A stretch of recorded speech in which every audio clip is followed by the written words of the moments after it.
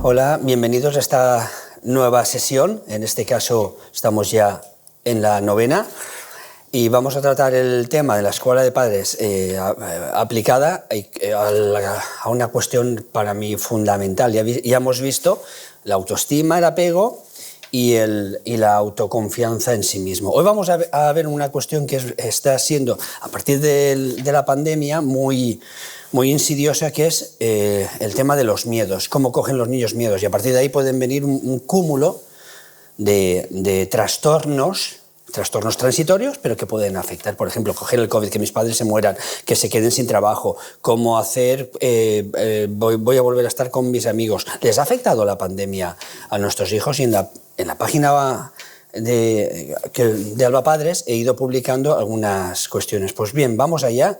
Y me he permitido incorporar una frase de un conocido psicólogo: la ciencia no ha producido ningún medicamento tranquilizador tan eficaz como unas pocas palabras bondadosas. Y es literalmente sentirse escuchado activa una parte del cerebro de la cual he hablado en profusas ocasiones, que es el sistema reticular activante y las neuronas en espejo. Simplemente sentirse escuchado hace que el cuerpo del niño se sienta recogido y comprendido, y eso es imprescindible, siempre aplicado desde la parte más cerebral. Bien, una parte esencial del desarrollo en la inteligencia emocional es ser capaces de superar nuestros propios miedos. Al igual que todas las personas, durante su infancia, nuestro hijo va a vivir algunas experiencias que pueden provocarle miedo. Por ejemplo, el mordisco de un perro, el empujón de un amiguito, una simple caída desde cierta altura, pueden ser experiencias que puedan haber impactado de manera profunda en el cerebro, y siempre hablo de cerebro, y le generen un miedo desproporcionado cuando se enfrenten a situaciones similares. Saber manejar estas situaciones por parte de los padres ayuda a nuestro hijo a lidiar con el miedo durante la infancia, y luego no tendrá repercusiones en un periodo donde las terminaciones neurológicas son mucho más vulnerables, que es en la adolescencia. Un simple estímulo ansiógeno que genera cortisona en el niño y en el adulto genera 3 veces menos ansiedad que durante la adolescencia. En la adolescencia es terrible. Cualquier tipo de pensamiento de no ser adecuado, se van a burlar de mí, va a pasar algo malo. Y tenemos hoy datos que, además, con la pandemia ha aumentado en más de 300 veces el número de solicitud de asistencia psicológica, por ejemplo, en mi trabajo, ya no hablo de otros, las necesidades. Todo esto viene en un área del cerebro que el niño va a aprender: aunque tenga miedo, puedo seguir desarrollando este tipo de cuestiones. No me permito mantenerme en ese miedo. Por tanto, el trabajo de los padres aquí es imprescindible. Muchos padres no saben qué hacer cuando un niño vive una experiencia traumática, y ahora os enseñaré cómo podemos ayudarles a integrar. Es muy importante. Les he hablado, disculpen, de manera continuada, de primero hay que aprender a conectar con la emoción. Hola. En segundo lugar, hay que aprender a escuchar sin interrumpir, ponerse a la altura mental. En tercer lugar, es necesario darle tiempo al niño. Tenemos demasiada costumbre, es el síndrome del médico. Está con un bol en la mano, y los psicólogos también, y recitamos demasiado rápidamente. Y por último, vamos a ayudarles a integrar. Vale, ahora que tenemos todo eso, he conectado con su emoción. La vivo, la acepto, pero no le digo eso no tiene importancia, y vamos hoy, y me parece que hoy en día, hoy, 1 de febrero del 2022, es una fecha muy interesante para trabajar todo esto como padres. Para que el trauma no vaya más y el niño sepa acogerse. Aunque algo me pasó malo, mi cerebro no lo ha continuado. Hoy en día, por ejemplo, quiero comentarles algo: el síndrome de estrés postraumático, el trastornos disociativos post-trastornos de ansiedad con depresión están infradiagnosticados enormemente. Una experiencia traumatizante en la infancia o posterior, o una experiencia laboral, o una experiencia marital, o una experiencia relacional con alguien, se repite porque el cerebro lo acopia todo. Y conforme reaccionamos, teniendo o no teniendo a alguien, puede después marcar el devenir de nuestra propia salud mental. Esto los padres deben entenderlo, la palabra es deben entenderlo. En algunos países se obliga incluso a una formación específica en ese tipo de cuestiones. En otros casos, la respuesta natural del papá, de la mamá, es de pedir al niño que se tranquilice y restarle importancia. Pongamos el ejemplo. Yo voy a mi casa y le expongo a mi esposa, a mi familia como adulto, que me ha pasado algo, considero enormemente dañino para mí o enormemente humillante o indigno, algo que me ha hecho alguien de igual categoría o superior en jerarquía. Y mi mujer me dice esto: tranquilízate, no le des importancia. Me hierven los ojos.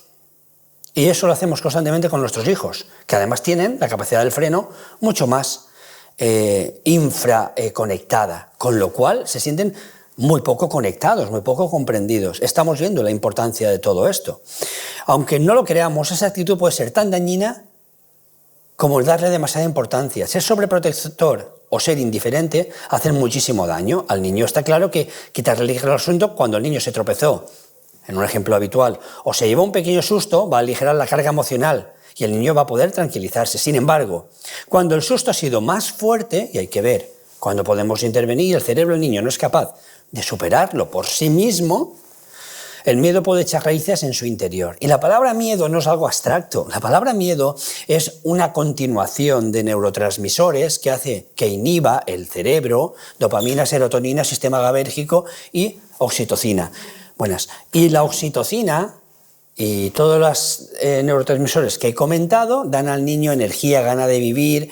El niño de repente no sabe por qué ya no tiene gana de seguir en el colegio, que se inhibe, que de repente tiene más necesidad de comer, porque está de alguna manera más ansiógeno y necesita, como cuando eran pequeños, comer, porque en su cerebro, fíjense ustedes, calmaba la ansiedad que sentía su cuerpo de comida comiendo. Entonces vamos a aprender. Por ejemplo, a veces cuando estamos ansiosos comemos más. Es como si la nevera fuera el pecho de nuestros padres. Y esto es algo literal.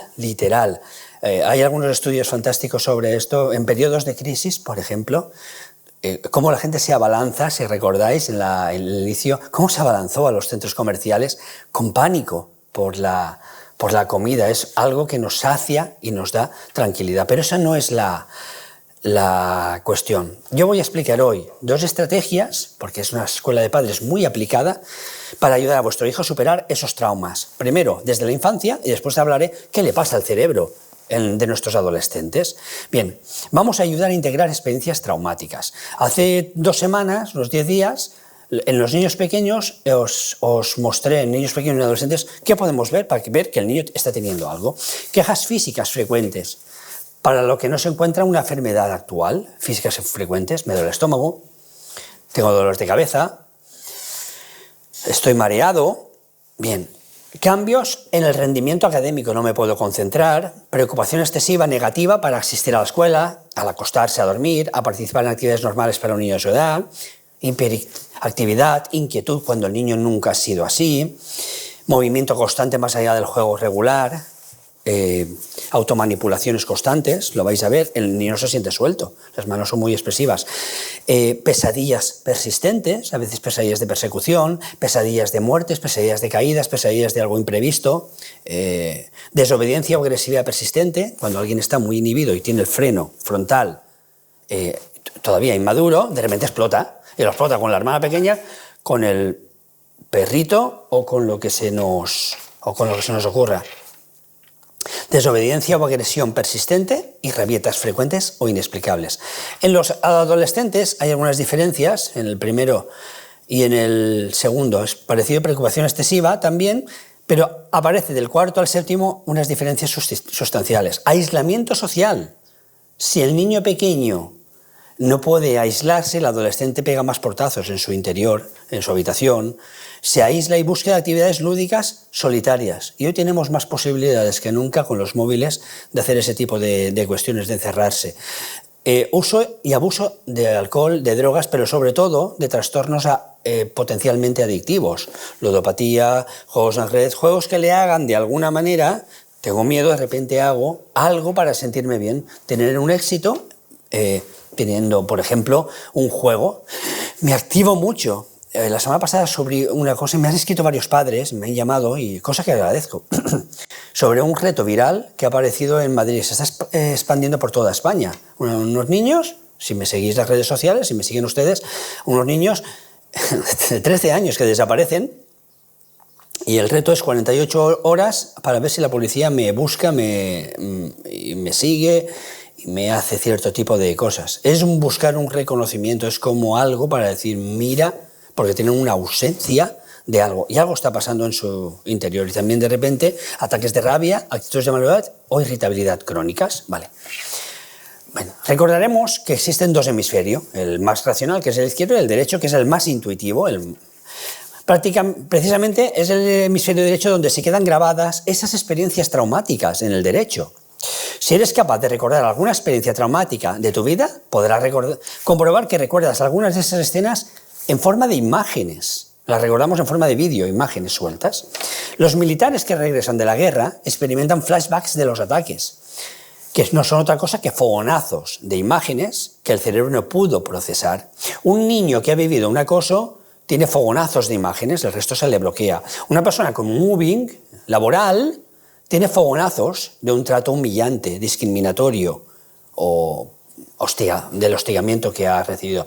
No tiene toda la secuencia, porque el cerebro, sobre todo el derecho, es el que guarda con imágenes. En la mayoría de los casos, crecen en esa parte derecha del cerebro y viven en ese hemisferio más intuitivo y visual, en esas formas de sensaciones muy dolorosas.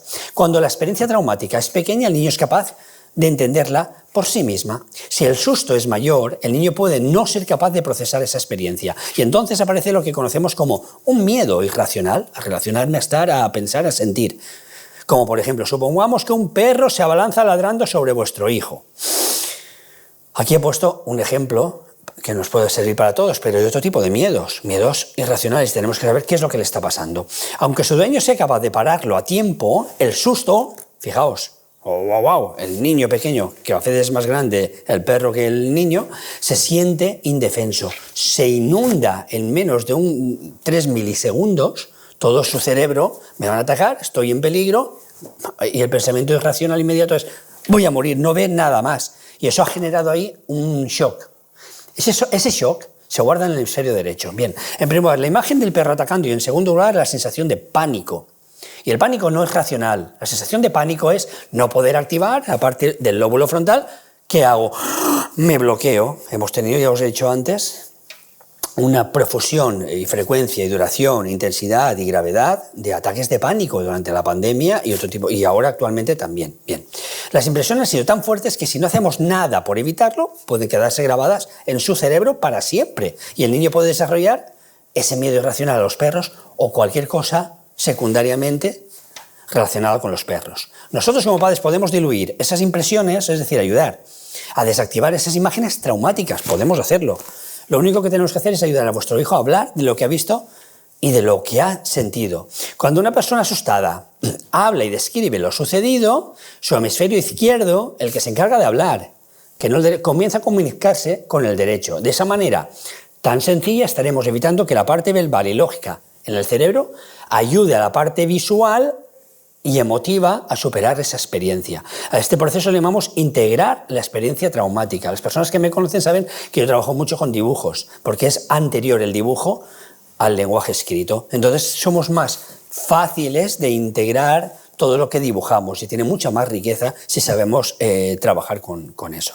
El niño recordará el suceso, pero ya no la vivirá con la misma angustia, porque es como sacarla del cerebro y visualizarla.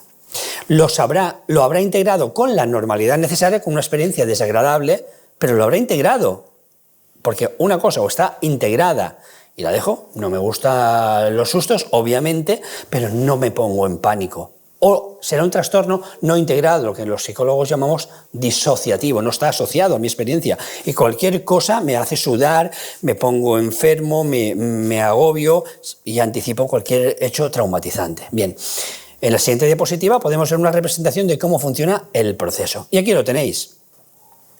Cuando estoy asustado o no sé lo que me pasa y hablo de ello, mis dos hemisferios se comunican entre sí, yo entiendo lo que me está pasando y me siento más tranquilo. Pues bien, hablo de ello, esta palabra, hablo de ello puede ser hablar, expresar, dibujar o poder expresarlo de una manera a más pequeños, menores de 6 a 8 años, es decir, que el padre actúe imprescindiblemente esa palabra. Bien, pero pese a lo que se puede llegar a pensar, nuestros adolescentes lo necesitan tanto o más que nuestros niños pequeños. Y yo les invito a revisitar mi página en YouTube para ver cómo les afecta la ansiedad en los adolescentes. Bien, hablar con un hijo de una situación traumática requiere de calma. Tú puedes estar tan asustado como él. Nuestra calma es su calma. ¿Se recuerdan? En un post reciente les dije, la calma y la autoestima son un superpoder. Si estamos más alterados que ellos los vamos a contagiar. Puede tardar un buen rato en calmarse, un poco de fe, ya que esta actuación puede ir en contra de tu primera reacción. Claro, también nos hemos asustado. La de tranquilizar al niño y de una alta dosis de empatía, ponernos en su lugar. Si en lugar de tranquilizar nosotros al niño y decir, bueno, me ha asustado a mí, y le damos un calbote, pues se queda con eso más del trauma. Y eso es muy habitual. Un buen bofetón te daba encima. Y eso es algo muy práctico, que no tenemos que hacer, porque encima me asusto, pero no tengo derecho a expresarlo. ¿Qué está haciendo su cerebro? Bloquearse en las emociones, no confiar. Al fin y al cabo, si conseguimos convencer al niño de que no está asustado, tú también te quedarás más tranquilo. Es un proceso empático. Sin embargo, lo importante no es convencer a ninguno de los dos de que el susto no fue nada. Si da igual que convenzas a A que a B, si es que da igual. Al que hay que convencer es a su cerebro, y el cerebro no se rige por las normas de los convencionalismos habituales. El cerebro necesita paz, tranquilidad, acogimiento, pues lo que he empezado diciendo en esta conferencia de hoy. Conectar, ayudar a expresar y reintegrar. Las tres variables fundamentales. Conectar, estoy aquí. Ayudar a integrar lo vamos a ver ahora. Un ejemplo, la pequeña Clara sale de la escuela llorando. Un niño mayor le quitó el juguete y la tiró al suelo, como se pone una niña de 6 años. Evidentemente hay que hablar con el colegio para que esto no vuelva a ocurrir, pero mientras tanto, ¿qué hacemos con el susto aquí y ahora de esta niña? Que le he puesto este nombre de Clara. Vamos a ver dos enfoques bien distintos. Primero, como podéis ver en la izquierda, escuela de padres, aplicada, práctica y más no lo puedo hacer. ¿Por qué lloras, Clara? Veis que en los dos empieza preguntando lo mismo. Un niño mayor me ha pegado. En la columna de la derecha también un niño mayor me ha pegado. Bueno, no pasa nada. Me ha tirado al suelo, continúo con la izquierda. Bueno, no pasa nada, dice la madre. Ya se te pasará. Ah, vale. La niña sigue llorando. Venga, tranquila. Sigue llorando. Venga, Clara. Pero si tú eres una niña mayor, ni conecta, ni acepta, ni ayuda a integrar. Pero bueno, esto nosotros no lo hacemos ni lo hace nadie, ¿verdad? Efectivamente. Aquí hay que convencer es al cerebro. Tú eres muy valiente, vamos, como si sentir algo de manera natural fuera de cobardes o de tontos. Estamos negando esa... Muy bien, ¿ves que mayor eres? Venga, vámonos a casa y te preparo un batido. Ayuda a tranquilizar con comida. Ayuda a integrar, lo que es la parte importante. ¿Por qué lloras, Clara? Un niño mayor me ha pegado y te has asustado mucho. Conecto. Veo su emoción, conecto. Y te has asustado mucho. Estoy viendo, sí. La comunicación no verbal la cojo. Claro, porque era mayor que tú. A mí me pasa, yo recuerdo haberle dicho algo parecido a alguno de mis hijos cuando tenían 3 años. O sea, sí, y se le pasa inmediatamente, no hace falta el resto de... ¿Y qué te ha hecho? Me ha tirado al suelo. Muy fuerte, ¿ves? Me preocupo, me inquieto, ayudo a que lo verbalice. No lo bloqueo para que no hable de eso, como si fuera malo hablarlo. Se seca, sí, así, con la mano. ¿Te ha tirado con la mano? ¿Y muy fuerte? Sí, claro. No me extraña que estés asustada. Yo también lo estaría. Empatía. Te miraba enfadado encima, ¿verdad? Sí, tiene cara de enfadado. Es muy malo. Lo dejo ahí para que la niña exprese su valoración. Si a ti te ha dado un susto muy grande, ¿a que sí? Sí. Veo que ya estás mejor. La respiración se integra. El niño ve que la niña en este caso ve que es adecuado, y me voy a jugar. ¿Dónde es posible que haya creado un evento traumatizante? ¿En la izquierda o la derecha? Hay que ayudar a integrarlo. Sin eso no es posible. Los niños no son... Somos la única especie que nace a no término. Vale. El primer ejemplo es una típica conversación que podemos observar entre madres e hijos en cualquier parque. La mamá intenta quitarle hierro al asunto y acude a recalcar el valor de la niña para convencerla de que esté calmada. En el segundo ejemplo, la mamá conversa un buen rato de aspectos específicos, cosas concretas de la escena, y analiza las imágenes que están dentro del cerebro y las sensaciones que están atrapadas. ¿Dónde? En su hemisferio derecho.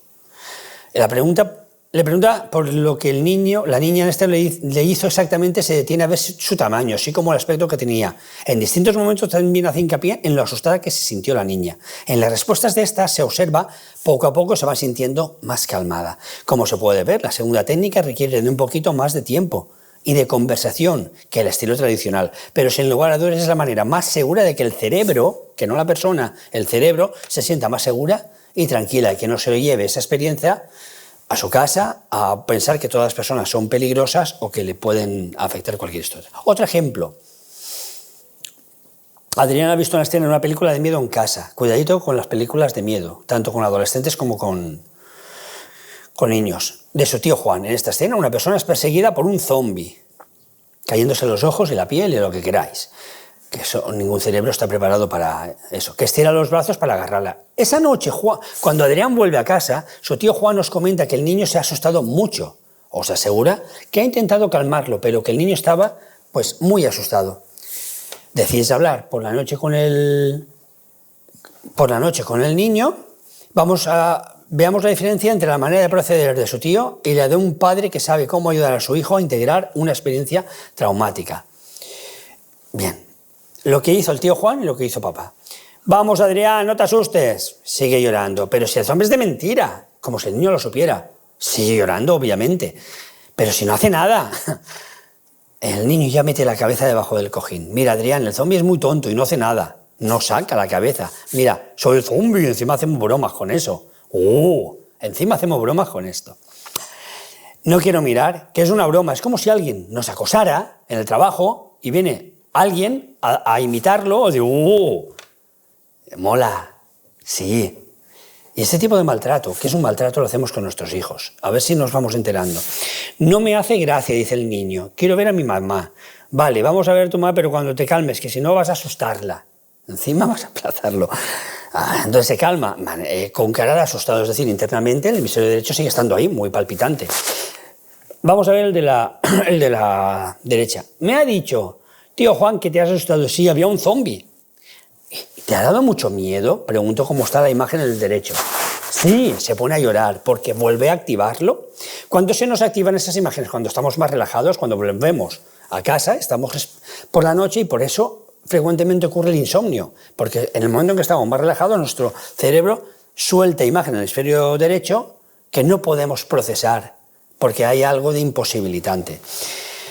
¿Y qué hacía? ¿Qué te daba tanto miedo? Me preocupo. ¿Qué es lo que has visto? Iba a capturar a un señor. Eso te debió dar mucho miedo. Sí, iba a agarrarlo. ¿Y qué hice? ¿Y qué hiciste? Cerrar los ojos. Ya no llora. Claro, tú no querías verlo, sí, porque daba mucho miedo. ¿Y qué aspecto tenía? Tenía sangre, estiraba los brazos así. ¿Y qué más? Y abría la boca así. Era muy tonto el zombi. Y en ese momento ya se ríe.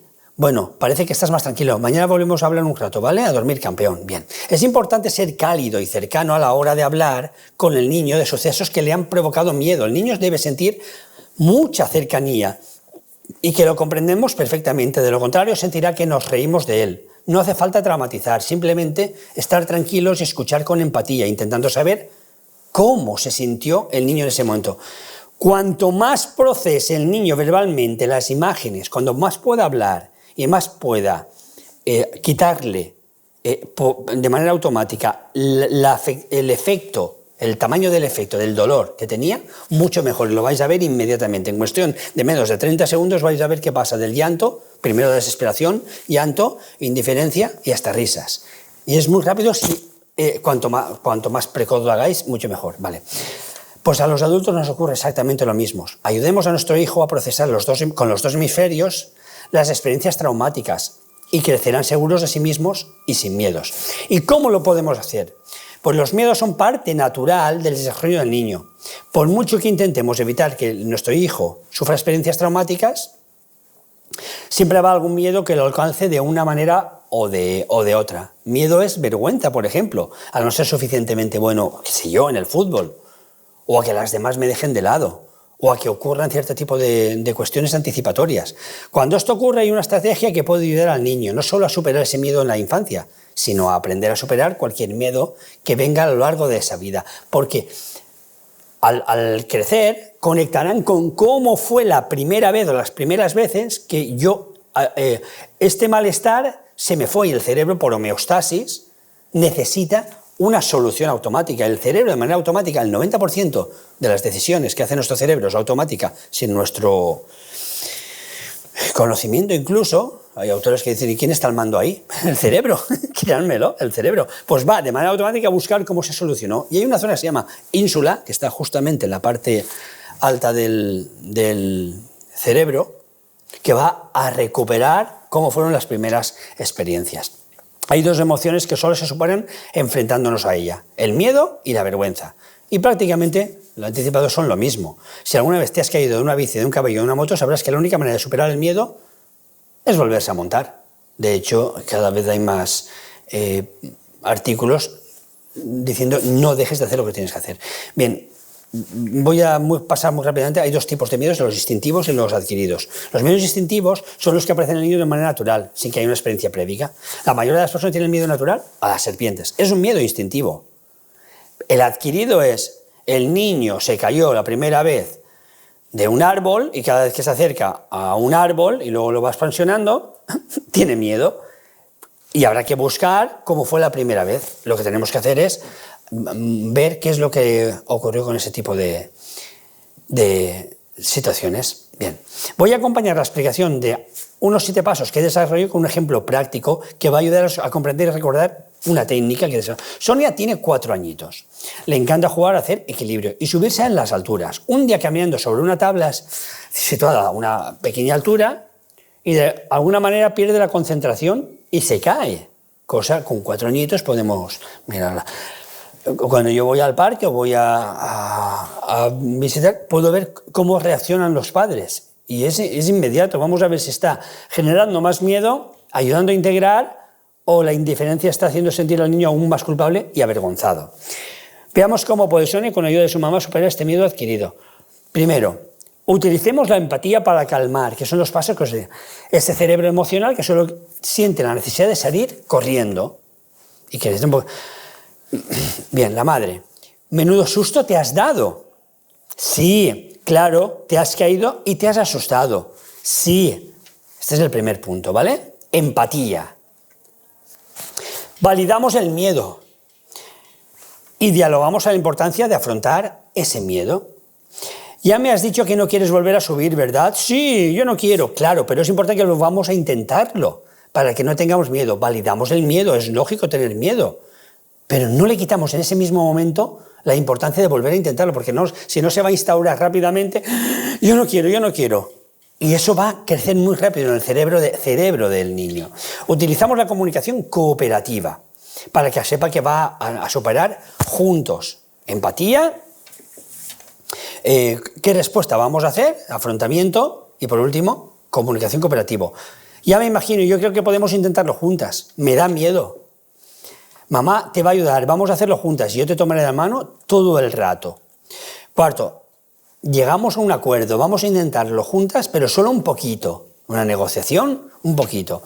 Es que me da miedo, sí, no la forzamos. No seas tonta, no. Vamos a su nivel, pero llevando a nosotros la dirección. Mira, hacemos una cosa, solo tienes que dar 2 pasos y yo te sujetaré de la mano. Y esto vale aplicado para todo, especialmente, por ejemplo, con adolescentes. Hay un libro fantástico, un compañero mío, se llama Rafael Santandreu, se lo recomiendo fehacientemente a todo el mundo, se llama Nada es tan terrible. Nuestros pensamientos son nuestros máximos enemigos. Y si conseguimos educar nuestros miedos y, sobre todo, transmitirlos a nuestros hijos ese tipo de resoluciones, será fantástico. El niño ya tendrá como el bagaje. Y el mejor regalo que le podemos hacer a nuestros hijos es que tengan normas y autoestima. Normas para consigo mismo y autoestima. Y si nuestras propias normas les dan más miedo, entonces lo que tenemos que hacer es cambiar ese tipo de normas y cómo las aplicamos. Tenemos que ir a su lado. Quinto, realizar la acción solo cuando el niño está preparado, sin forzarlo. Vale, respirar es la técnica fantástica. Tú me agarras de la mano. Mamá, yo no voy a soltarte. No dejes de cumplir las ciertas promesas en periodos de pánico. Dame la mano, venga, ya puedes dar el primer paso. Sexto, preguntarle cómo de satisfecho, cómo se lo reconoce. Muchas personas tienen dificultades en su autoestima porque después de haber conseguido algo que les ha costado mucho, no han sabido autosatisfacerse, autorreferenciarse, es decir, lo he conseguido. Van haciendo las cosas y no nos paramos a decir, joder, he conseguido algo muy importante. Yo conozco personas que van haciendo y no se paran a referenciarse. Muy bien, lo has hecho tú sola. Y ese muy bien tiene que ser coherente. La madre le dice, tienes la cara de satisfecha, estoy orgulloso de ti. Las palabras que frecuentemente utilizo en mis posts. Y lo último, repetir otro día la acción. Por repetición se asimila, no dejarlo, porque es importante que el niño, esto ya va a ser para siempre. Y se aprende de una manera constante. Es muy importante que tengamos en cuenta que para realizar estos 7 pasos hace falta un poco de tiempo. ¿Qué son unos minutos a cambio de una vida sin miedos? Ayudar a que el niño se calme es el paso que conlleva más tiempo. Sin embargo, el primero, que se calme. Esos 3 o 4 minutos que puedes invertir en conectar, que es la primera parte, conectar con su hemisferio derecho, con su cerebro emocional, son la llave para abrir la puerta de la valentía, de la seguridad, de la confianza, que es de la que trabajé en la sesión anterior. Debemos tener en cuenta que, como se refleja en el paso quinto, un punto clave es no forzar al niño, no llevarle a una desesperación mayor, no hacerle sentir que sus emociones son no tomadas en consideración. No debemos empujarlo ni tirar de su mano, podemos tomarlo a mano a modo de acompañamiento. Y esto es más importante incluso con adolescentes, pero debe ser el niño el que dé el primer paso de querer comunicarse, de querer estar, de estar disponible. Si estamos bloqueados con algo que me ha pasado, el ejemplo que he utilizado antes, ahora no es el momento para decidir algo, para hablar. Vale. Lo contrario es solo reactivar una respuesta de huida que precisamente estamos ayudando al niño a dominar. El niño al final lo que hace es explotar. Y muchos de los niños que he comentado, por ejemplo, en el reto viral, tienen algún tipo de problemas. No todos, pero sí algunos. Los que se dejan llevar por sus... ¿Por qué? ¿Por qué hacen eso? Porque tienen algún tipo de circunstancias vitales que les hacen buscar esta solución transitoria. Bien, la vida emocional de todos los seres humanos está estrechamente ligada al funcionamiento de la amígdala, de la que nacen nuestros sentimientos y reacciones. El miedo, la ira, el odio, el pánico, la pena. Desde el punto de vista emocional, la principal diferencia entre el adolescente y el adulto es que en los lóbulos frontales del adolescente hay mucha menos actividad, lo cual le dificulta el control de esos sentimientos y se activa en exceso. Bien, los adolescentes pueden estar más indefensos ante el miedo, el estrés, la ansiedad que los adultos. Por su forma de reaccionar a esta sustancia, la voy a nombrar, pero simplemente para que lo sepamos. Cerebro libera la hormona del miedo, que se llama tetrahidropregnanolona. En el adolescente esta hormona no es un neurotransmisor como la cortisona. Esta hormona, en vez de producir un efecto sedante, como en los adultos, produce un efecto que agudiza la ansiedad. El estrés puede tener su origen en la propia persona, sus pensamientos y en las emociones, o fuera de ella, en el entorno. Pues bien, en los adolescentes se diferencia del adulto también en otro aspecto. No puede acceder plenamente a su pensamiento, lo cual hace que otras zonas del cerebro puedan escapar un poco a su control y generar impresiones exageradas sobre los peligros existentes. Los sentimientos primarios, como el miedo, son obra del llamado un eje, el eje, y lo voy a nombrar, permítanmelo, hipotalámico, pituitario, adrenal, que es completamente inconsciente. Luego, el niño y el adolescente lo que hacen es, de repente, el adulto es mucho más capaz o es completamente más capaz que la imposibilidad del niño y del adolescente. Pero muchas veces pensamos, ya eres un hombre. No, hasta los 24 años hay una completa inmadurez del lóbulo frontal que pone orden a todo aquello. Si se inflama la amígdala, y vamos a ver algún tipo de circunstancias, lo que va a hacer es que libera epinefrina. Y esta epinefrina, que es la glándula adrenal de la adrenalina, los pone muy nerviosos, pero no saben por qué. ¿Y por qué me estoy llegando a este tipo de circunstancias? Voy a ir muy rápida. Porque en situaciones de estrés, de miedo, de ansiedad, de malestar, provocados frecuentemente por pensamientos anticipatorios, no voy a probar, no voy a ser suficiente, no se me queda nada en los estudios, no soy capaz de, se ha reído de mí y no estoy viendo, el lóbulo frontal no está viendo adecuadamente lo que está ocurriendo, no interpreta bien la realidad, mucho menos incluso que cuando eran niños. La amígdala, la de las emociones, se hiperactiva. Aquí tienen la amígdala, ese es el tamaño, la mitad de una almendra, como pueden ver. Esa mitad de una almendra, que se ve bien en la pantalla, anula todo lo que está en la parte superior. Pues bien, además de la adrenalina, hay una otra sustancia que es el cortisol que contribuye a esa ebullición emocional del niño, pero sobre todo de los adolescentes. El cortisol fluctúa a lo largo de un ciclo de 24 horas. Un pensamiento de que alguien ha estado hablando mal de mí, algo que pueda afectar a un niño o un adolescente, dura 24 horas. Y esas 24 horas de duración está afectando enormemente al cerebro del niño. Este nivel sube entre un 50 y un 60% a lo largo del día, para después empezar a bajar. Primero, muy deprisa, a partir de los 24 años, y después más despacito, a partir del mediodía y durante varias horas, hasta llegar al nivel más bajo a medianoche. Pues bien, se ha observado en diversos estudios que en la adolescencia media y final, fíjense ustedes, entre los 18 a los 21 años, y sobre todo en las chicas, los niveles de cortisol son exageradamente altos, mucho más que en la población adulta normal y mucho más que en los niños. Bien, todas las emociones negativas, el estrés, la preocupación, la ansiedad, la rabia, la ira, se han relacionado de forma significativa con niveles superiores de cortisona, de ansiedad, de anticipación. Y lo mismo ocurre con la soledad, el malestar de la soledad. Esta es la razón de que los adolescentes estén solo. Para los adolescentes estar solo esté relacionado con la ansiedad y el estrés. Aquí pueden ver una ejemplificación de la adrenalina y la cortisona que se liberan por el flujo sanguíneo en el cerebro y están 24 horas en el cerebro. La emoción más aguda va de mano del estrés y para el adolescente, más que para el niño, las circunstancias que lo provocan son omnipresentes, desde hablar delante de los compañeros de clase hasta el rechazo o el acoso escolar. Y el efecto de estas experiencias estresantes y los traumas emocionales producen en el adolescente pueden tener consecuencias gravísimas para su salud mental.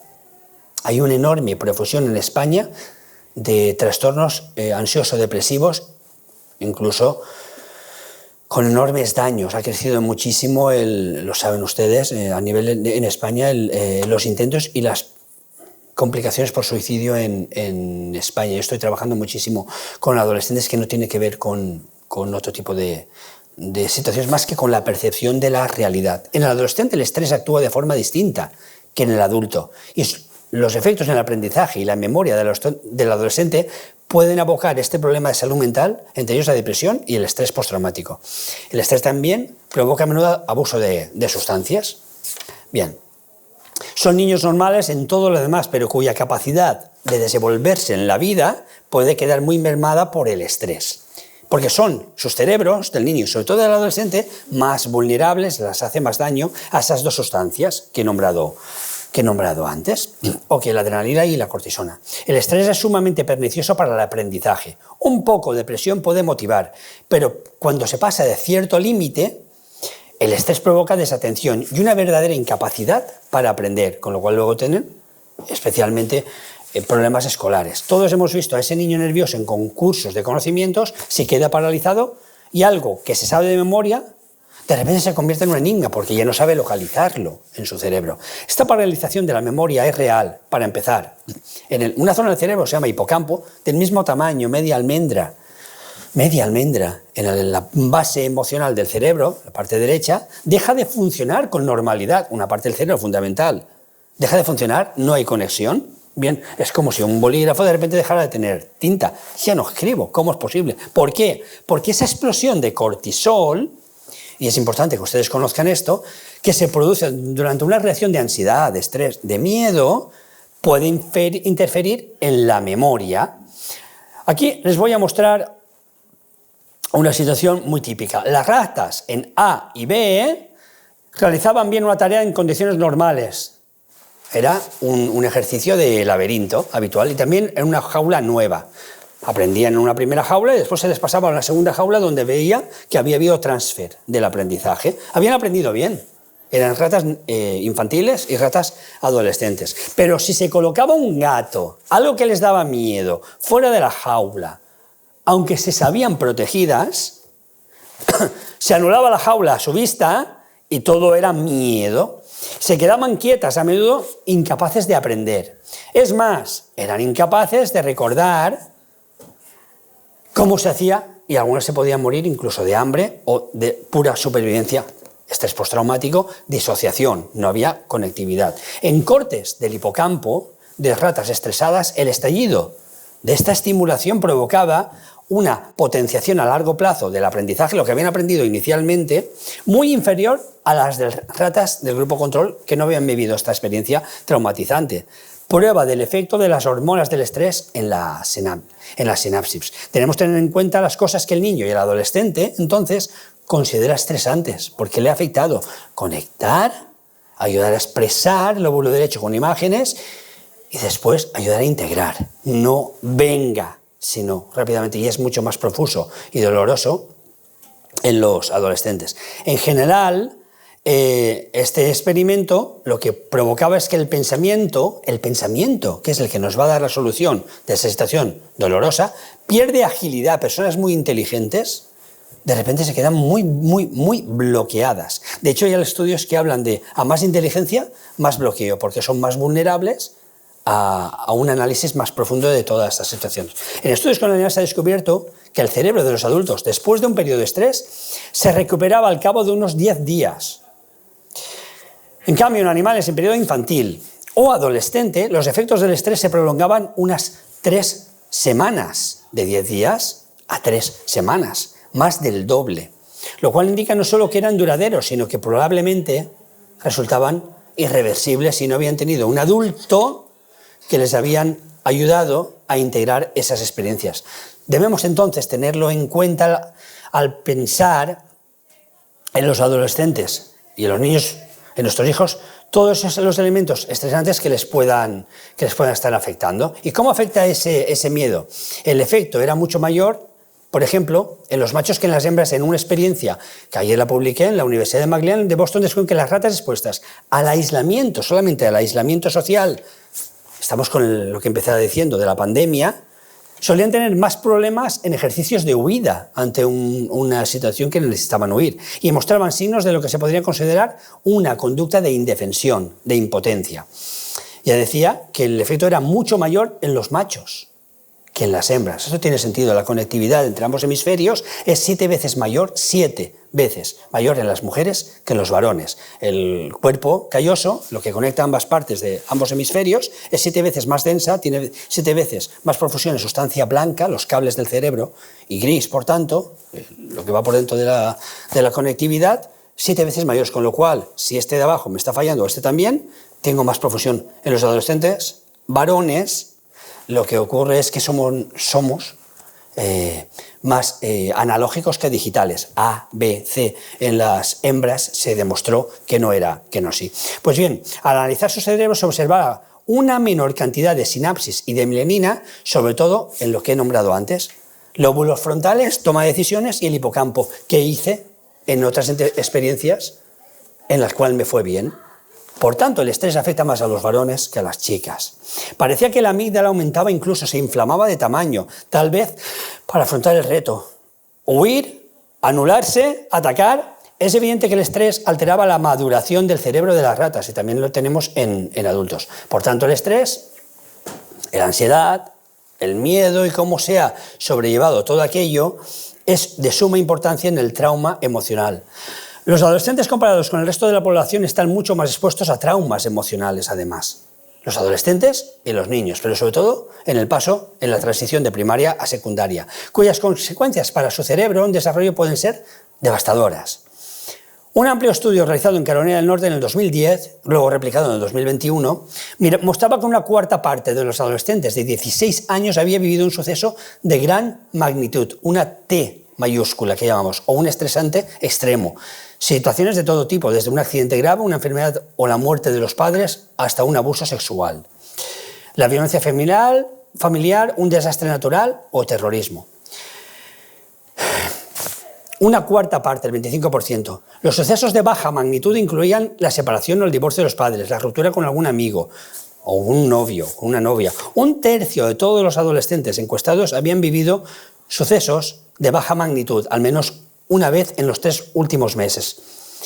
Los escáneres, entonces, de resonancia magnética funcional y la observación de las sustancias gris y blanca del cerebro de las personas parecían indicar que lo que le ocurría a las ratas del experimento también les pasaba a los adolescentes y a los niños expuestos al estrés, que es lo que nosotros llamábamos estrés postraumático. Pues bien, los resultados en algunos de los 3 estudios, por ejemplo, en este que voy a nombrar ahora de Casey, en el Instituto de Cornell, mostraron la activación del cerebro como respuesta a estímulos que les provocaban miedo. Estos resultados enseñaban que al enseñar a las personas imágenes estresantes, la activación de la amígdala que antes mostré de los adolescentes era mucho mayor que la de los niños o los adultos. Al ver algo que daba miedo, por eso empecé diciendo, por ejemplo, películas de miedo. El cerebro de los adolescentes es más vulnerable a datos objetivos, a imágenes que pueden perturbar muchísimo más. En esta investigación, por ejemplo, se mostró, como pueden ver en la imagen, una mayor reacción a estímulos de miedo en adolescentes y se mostró a los sujetos caras con expresión de miedo o de no miedo. Se utilizó la imagen por resonancia magnética funcional. Pues bien, las reacciones de los adolescentes en general eran más fuertes que las de los sujetos jóvenes o mayores y no las podían controlar. Los problemas de conducta relacionados con el trastorno por estrés postraumático van del aislamiento social, bajo rendimiento académico, la agresividad, la hipersexualidad, autolesiones. Ha crecido en una enorme profusión las autolesiones, lo pueden ver ustedes en los medios. Yo no he querido publicar tampoco para no escandalizar. Hace poco publicó el periódico El País y otro El Mundo, de tirada nacional, sobre adolescentes que necesitaban hacerse cortes para evitar ese aislamiento, esa soledad, sentirse de alguna manera, y es algo más clínico, más del ámbito profundamente clínico. Bien, voy a ir finalizando. El estrés grave crónico está relacionado también con un maltrato físico y emocional. En una investigación en el University College de Londres utilizaron resonancia magnética funcional para escanear el cerebro de 20 niños y adolescentes jóvenes de aspecto sano, pero que habían sido maltratados, y después compararon los resultados con los de niños sanos que no habían sido víctimas de malos tratos.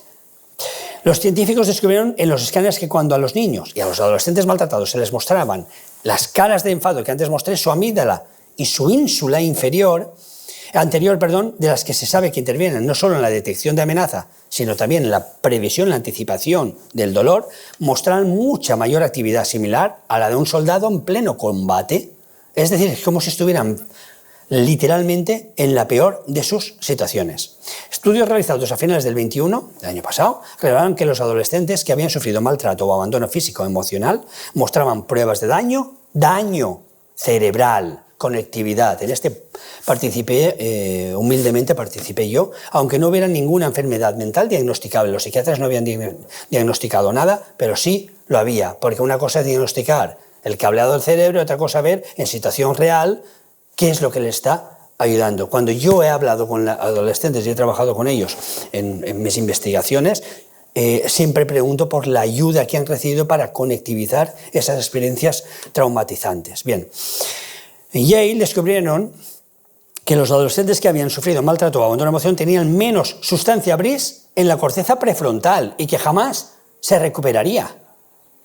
Y esto podíamos haberlo previsto los padres estando ahí, en el esquema desde la infancia. La disminución de la actividad en la corteza prefrontal de estos jóvenes maltratados podía interferir también en su motivación y en el control de sus impulsos y en la capacidad de concentración, de recordar y de aprender.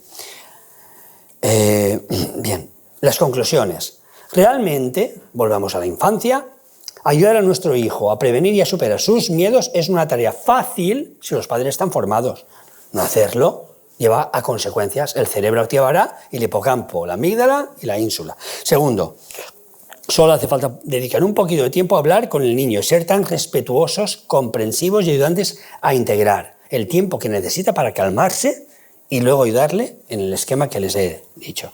Es un instinto natural acompañar y proteger al niño que experimenta miedo. Pero recordemos que podemos optar por ser compañero en la huida o compañero en la valentía. Y yo no les recomiendo ser compañero en la huida, porque les estaremos enseñando siempre que la solución fácil es la única posible. Y por último, los estudios científicos y el sentido común nos indican que la segunda opción es la que puede enseñar a nuestro hijo a superar cualquier miedo, a anular la inflamación de la amígdala y del hipocampo y a reactivar la conectividad con calma del afrontamiento y de las soluciones. Y eso se hace siempre desde bien pequeñito.